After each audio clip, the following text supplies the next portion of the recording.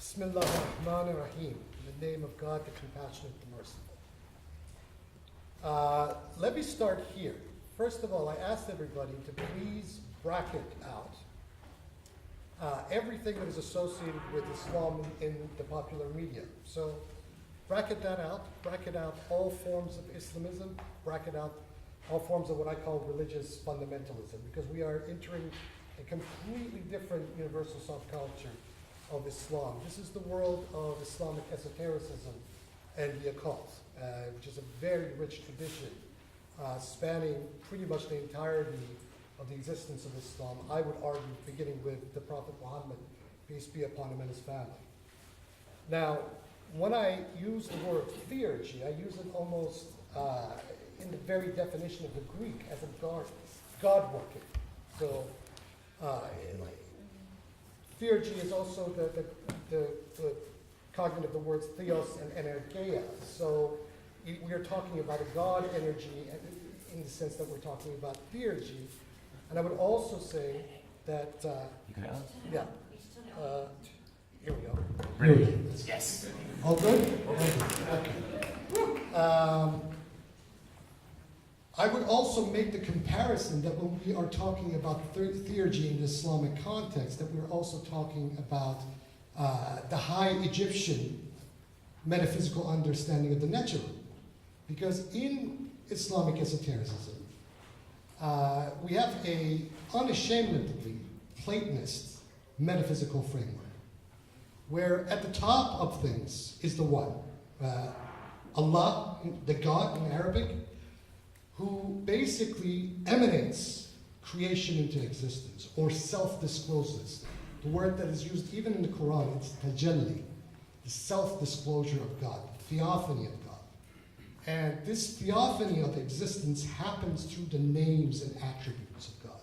So, let's begin by first looking at just very cursory fashion at the structure or architecture of the Islamic sacred universe in its esoteric grounding. So we have this emanationist cosmology of Quranic and especially Shiite theurgy. We have a basic fourfold hierarchy, which is God, who brings forth the initial worlds, the world of the Lahud, the world of the divinity, in which the names and attributes occur. And from this then emerges the two worlds of the angels, al-Mala'ika, then the world of the Ins. And the world of the Ins is the world of humans, animals, plants, and minerals. And then, analogous to this, is the world of the Jinn, or Ajnan, in the plural. And the Jinn are also then subdivided into various categories. We have the guardian spirits, usually the good Jinn, al-Muwakkilun. We have the devils, the Shayateen. Then we have the demons, the Afarit. Then we have the giants, Marid. And then we have another subspecies of demonic beings called the Ghul, or giants as well. This would be the exoteric of the esoteric element of Islamic sacred cosmology. The esoteric of the exoteric is the one that the Imams of Shiism, peace be upon them, delineate in their own hadith, or their sayings, where we have the world of the Lahut, the world of the divinity that is emanated by a Godhead, the God beyond God. And this world of the divinity that is emanated from it then is the world of the mother of the book, the al-Kitab, al-Kitab. From this then emerges the world of the Jabarut, the world of the Imperium, the world of the divine throne and divine footstool, and the seven archangels of the throne and the footstool. This is what the Imams call the primal world of the particles of light, Alam al-Dharat al-Ula. And within this world is the world where the pre-eternal covenant between humanity and God occurs, where there's a verse in the Quran, in pre-creation, in the primordial world, God asked humanity, Alastu bi rabbikum, am I not your Lord? And those that responded with the yea, Bala, Shahadna, yeah, we testify. This is the world in which this primordial covenant occurs. And in Shiism, this whole trope within the Quran is quite important, because this is where then the whole dramaturgy of Shiism unfolds from that world. Following this, then we have Alam al-Malakut, the angelic world. And this world is then subdivided into itself the celestial heaven, Elyon, and the celestial hell, Sijin. So in this Islamic landscape, heaven and hell are actually occurring both in the same way, the world of the angels. And that is because in the Quran, rather than demons or devils being responsible for hell, it's actually 19 angels who are made the guardians of the gates of hell. So this is like the bad side. This is like, the clipotic world, or like the left side of the tree in the tree of life of the Kabbalah. It's kind of the same principle. And then from that emanates forth the world of the Mulk, the world of the dominion, or the Nasut. Now, all of these four worlds in the teachings, in the theurgic teachings of the Imams, correspond to four phrases that are actually recited by every Muslim after their prayer every day. And these four phrases within the world of Shiism are known as the Tasbih al-Fatima, the praise of the theophanic praise of Fatima. And this is Subhanallah walhamdulillah wa la ilaha illallah wallahu akbar. Praise be unto God, glorified be God. There is no God but God, and God is the greatest. And each of these four phrases then corresponds to each of these four worlds. So by every Muslim evoking this every day, or every Muslim theurgist evoking this day, they are remembering or invoking the presence of these worlds simultaneously. But let's define Quranic theurgy itself. What is Quranic theurgy? What is its opposite? Well, in the Quran, in the 85th verse of the 17th chapter of the Quran, the Prophet asks God, what do I tell the people about your nature, about the nature of God? And God responds, Qul, say, Ar-Ruh min amri Rabbi. Say, the Spirit is from the command of your Lord. And the Ruh, the Spirit, this is an ontological category in itself that is commanded into existence by the transcendent itself. So in the definition of theurgy, what theurgists, Islamic theurgists, use to justify their craft is that everything that they do occurs from the realm of the spirit, because the Ruh itself, in a sense, is like a category of the universal intellect in Neoplatonism that comes into being, that unfolds within itself all the names and attributes of the One. And so that this is completely halal, licit from the point of view of even the fiqh, or the Sharia, the sacred law of Islam. So one of my friends, Sayyid Nizamuddin Ahmad, who has done quite an extensive amount of work on Al-Buni, the Tunisian occultist, made this very apropos definition of what we are talking about. Because people hear a lot about the fact that all forms of magic are forbidden and verboten in Islam. Well, not quite. First of all, there is no singular word of magic within Arabic, right? Some people usually use the word sihr, but sihr has a very specific denotation. That is, that sihr denotes goetia. It denotes witchcraft.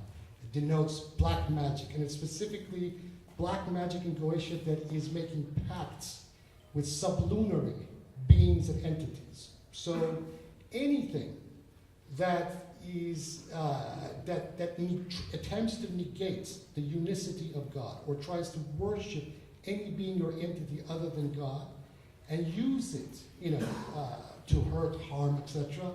This is what is specifically forbidden, right? And even by the definition, the Quranic definition itself, everything else is halal.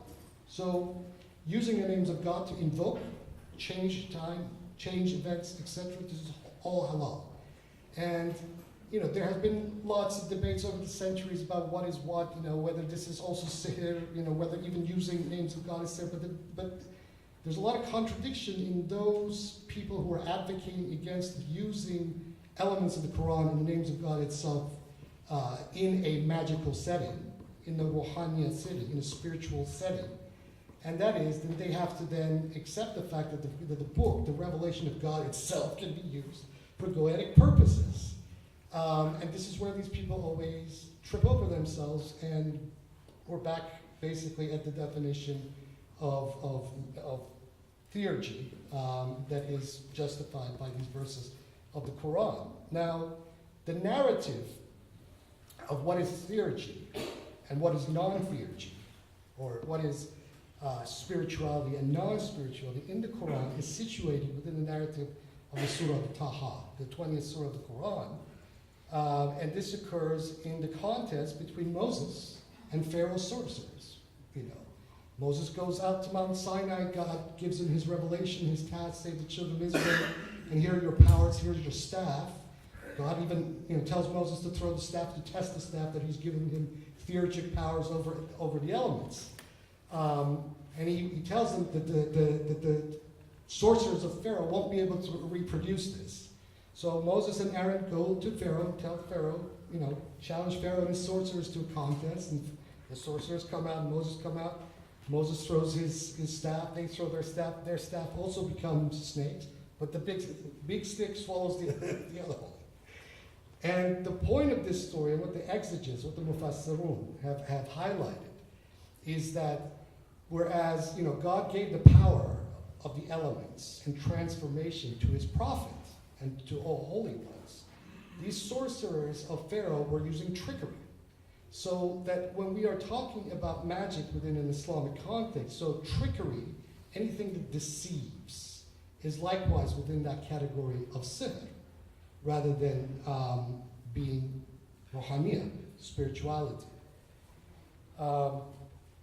There's also the story of Harut and Marut that is mentioned in the second surah of the Quran, Al-Baqarah, the two angels, not demons, two angels that God sends to the people of Babylon during the time of Solomon to test them.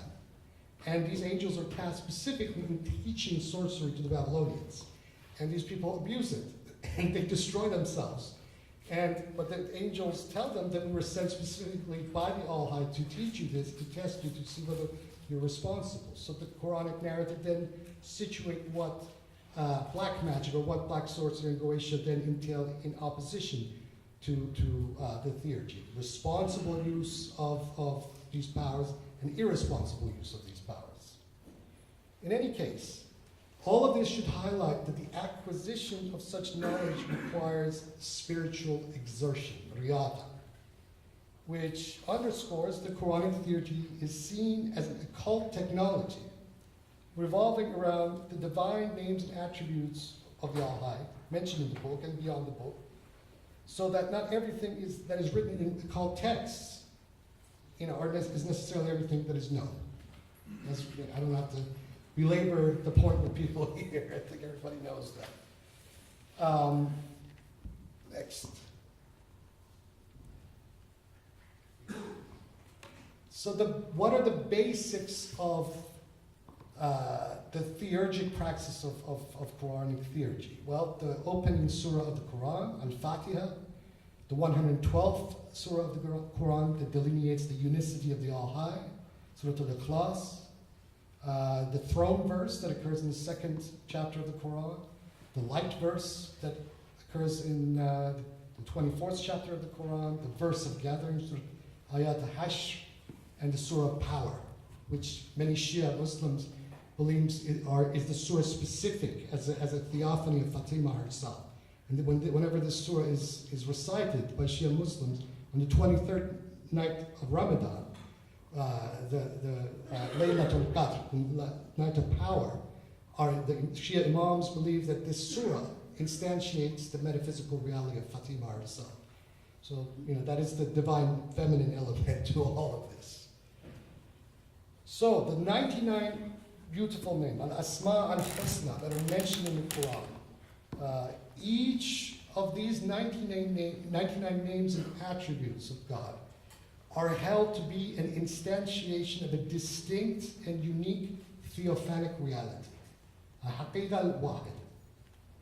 So, for example, we have names like beginning with Allah, God, Ar-Rahman, the compassionate, Ar-Rahim, the all-merciful, Al-Quddus, the holy, As-Salam, the source of peace, Al-Mu'min, the inspirer of faith or the faithful one, Al-Muhayyimin, the guardian, Al-Aziz, the tremendous, Al-Jabbar, the compeller, Al-Mutakabbir, the haughty, Al-Khaliq, the creator, Al-Bari, the fashioner, Al-Musawwir, the former, Al-Ghaffar, the forgiving, Al-Wahhab, the giver, Al-Razzaq, the sustainer, Al-Fatah, the opener, and Al-Alim, the knower of all things, and so on and so forth for 99 names. Now, within the Quran itself, there are 29 chapters that open up with disconnected letters. And there's 14 sets of these disconnected letters, which are actually formed by 14 letters themselves. And these play a very central role in all of Islamic theurgy. There are many interpretations of what they mean, but amongst Shiite esotericists, because it is exactly 14 letters composed of 14 sets running throughout 29 surahs of the Quran, Shiites hold these to be reference or ideophanies of the 14 infallibles of Shiism, which is the Prophet, his daughter Fatima, and the 12 Imams. Avicenna, the great Persian peripatetic Neoplatonic philosopher, who died in 1030 Common Era, had this wonderful, massive crypto-Ismaili commentary on what all of these letters mean. I could go through them, but it would probably take a little while. So these 14 letters in themselves, within the practice of the Ruhaniya, are held to be the huruf al-nuraniya, the letters, the luminous letters. And these letters are the letters, these 14 letters of the Aleph, Ha, Ha, which is the Khat of Hebrew, the letter Ta, Ya, Kaf, Lam, Mim, Nun, Sin, Ain, Sad, Qaf, and Ra. The other remaining 14 letters of the Arabic alphabet, since we have 28 letters exactly in the Arabic alphabet, these are known as the huruf al-zulmaniya, the darkened letters. So the letters of light and the letters of darkness. And these are Ba, Jim, Dal, Wa, Za, Fa, Shin, Ta, Fa, Kha, Dal, Tad, Za, and Qain. And from these letters, then there is another element that usually forms the basis of Islamic amulets. And this is kind of the crown, as it were. And this is the greatest name, the calligram of the greatest name, Al-Ismullah al-Adha. And this calligram, or this symbol, originates with a poem that is universally attributed to the first Imam of Shiism, Ali ibn Abi Talib, alayhi salam. And the poem runs as follows: 3 sticks in a row after a seal, above them the semblance of a straightened lance, then a blind meme without a tail, then a ladder unto all that is hoped for, but which is not a ladder. 4 things like fingers in a row pointing to good deeds, but without a wrist, and a ha that has been split, then an inverted wow like the siphon of a phlebotomist, but not a bloodletting cup. This is the name whose worth is magnified. If you were ignorant of it before, know it now. O bearer of the great name, take sufficiency in it. You shall be preserved from misfortune and shall be kept safe. It is the secret name of God. May its glory be glorified unto all men, be they Arab or non-Arab. Now the later tradition, especially in the tradition a few generations before the Tunisian occultist Ahmed al-Bouni, made associations with each of these independent sigils of this greatest name that have become pretty much universal throughout the tradition itself. First of all, they associated letters, like the letter Fa for the first sigil, the pentagram. And this is held to instantiate or represent the first letter of the word Fard, the singular, which is the name of God. And from this name emerges an angel associated with that name, which is the angel or archangel Rugiail. The second one the name Jabbar, the compeller, from the letter Jim, and this represents the archangel Jibreel, or Gabriel. Following one, the name Shakur, the giver of thanks, and this is associated with the archangel Samsamael, which actually, if you trace it back to the Hebrews, the Samael is not actually an angel but a demon. Nevertheless, in the Islamic pantheon, this is an archangel rather than a demon. The following one, letter Tha, so the word, or rather the divine name Thabit, the immutable. And this is associated with the archangel Michael. And so on and so forth. But these also have then, the seven have planetary association. So the first, the pentagram is related to the sun. Next caligram or sigil is to the moon. Following one after that, Mars, Mercury, Jupiter, Venus, and finally Saturn. Shiite, in the Shiite world, they also associated with seven of the Imams, the infallibles of Shiism. So the first one is Muhammad. Then the next one is Ali, Hassan, Hussein, and their son Zayn al-Abidin, and so forth. With the final sigil, the one that looks like an upside down 6, being associated to the Islamic Mahdi, who's supposed to be the return of the Prophet Muhammad.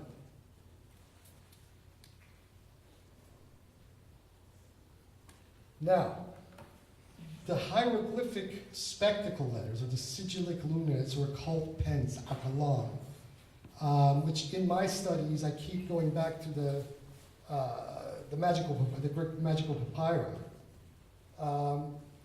These emerge within prayers and incantations that are associated with the family of the Prophet. And sometimes you find a set of 7 of them, other times 19 of them. This was a subject of a treatise by Ibn Wahshiyya the Nabataean, who died in 930 Common Era. Ahmed al-Buni calls them al-Khanfatariyat, a word of unknown origin, and claims their usage in distant antiquity was Solomon's sorcerer, Asif bin Berkhia. The 16th century Shiite occultist Hossein Wahid Azal correctly attributes their origins, as far as the Islamic cult manuscript tradition is concerned, to the Shiite Imams, and designates them as Falaktair, meaning cleaving bird or the bird of daybreak. And these are, in their 19th form, held to represent the talismanic ideophanies of each of the 19 letters of the Bismillah. So when you want to invoke the angelic nature of the letters themselves, you use these falakter, the cleaving birds, or the occult pens. And their genesis, their origin in the Islamic manuscript tradition, can be traced to the Shiite Imams, especially to the first, Ali. So, now, where am I? And the reason why they are attributed to Ali specifically comes from a circular amulet that almost all sources, even a lot of incredulous ones, agree was transmitted by the first Imam. And this circular amulet you see right there is called the Jannat al-Asma, the paradise of the name. It's a 5x5 amulet. Sometimes you find it in the form of 6x6, sometimes even 7x7. But the transmitter, all of the sources agree that this comes from Imam Ali alayhi salam. Al-Ghazali, the famous theologian and philosopher of the 11th century, 12th century, wrote a complete treatise where, even though he's a Sunni jurist, he commented that yes, indeed, this comes from Ali, and he endorsed the reliability of these devices, these amulets from the family of the Prophet himself.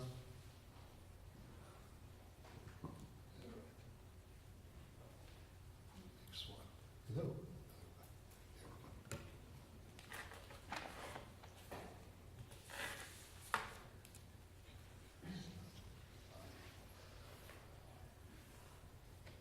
Now,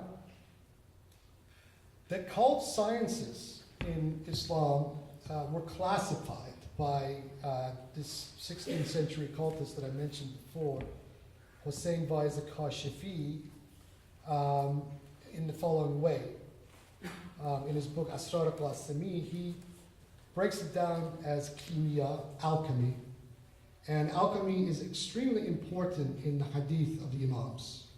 Ali alayhi salam has a saying where he says that alchemy is half of prophecy. You know, whosoever masters the craft of alchemy has attained the first half of the rank of prophecy itself. And by the messengerhood, you know, in almost the rank of the prophet himself. The next branch is talismanic magic itself, limia. After that is followed by hemia, or spell crafting. Semia is the next branch, and this is letter magic. And then finally, conjuration properly, rimia. And the actual letters of this spell the phrase kullu sir. All of it is a secret, which has a gematria or a numerical value in Arabic of 315, which then relates to one of the divine names, Qahir, the victorious or the avenger. This is from Hussein Kashifi's Asrar al-Qasimi. The crown science, obviously, of Islamic science, theurgies, is literature, the ilm al-huruf, you know, the gematria, the science of letters. Everything revolves around it. The mansions of the moon, for example, in the Shams al-Ma'arif al-Kubra, Ahmed al-Buni begins the text, the very first book of the Shams al-Ma'arif, with delineating the 28 lunar mansions. And he relates from the letter Alif to the letter Ayn, each of these lunar mansions has an extension of each of these letters. So, and he says, you know, without mastering, you know, and knowing the correct correspondences between these letters and these 28 lunar mansions, that you can, the Manazila Qamariyah, you cannot actually do any operations. So the first book is devoted to this very subject, and then out of that emerges other things. So it is the crown of the science of Islamic theurgy. It is the pith and the marrow of the science. And what is quite interesting is that when we then delve further and further and further and further and further into the tradition, we keep finding that this science itself, wedded to alchemy, has its source one of the Shia Imams, whether this be the 6th Shia Imam, Jafar al-Sadiq, or Ali himself. So even these transmitted sciences of letters and numbers and ideograms, etc., all of these go back to the Shia Imams once again. And it's through these channels of the family of the Prophet wherein then this travels into the Sufi orders. And in fact, many of the earliest masters, the people who established the Sufi orders, were themselves disciples of one of these Imams, whether it be Ali or Imam Hassan or Hussein or Zain al-Abidin, all the way to the 6th, Jafar al-Sadiq.